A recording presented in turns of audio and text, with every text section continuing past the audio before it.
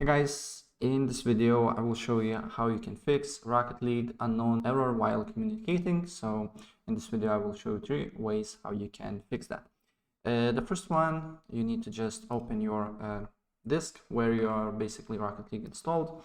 For me it's on local disk C, and then program files, Epic Games, and then select Rocket League, and then it should be cache folder here. So what you need to do here is to delete this folder. And another thing, what you can do here if the problem persists, you need to just open up your search and then write firewall and network protection.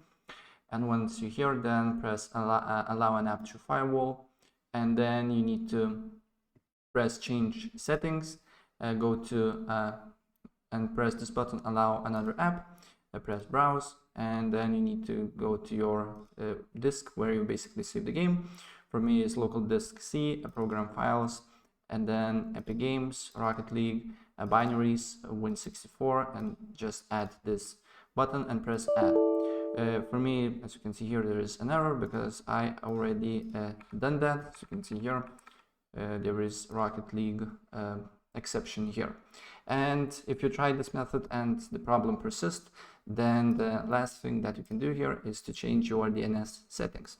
So on your desktop, on the bottom right corner, you should see network basically icon here. So right click on it, go to open network and internet settings, and then go to change adapter options, select the network that basically you use.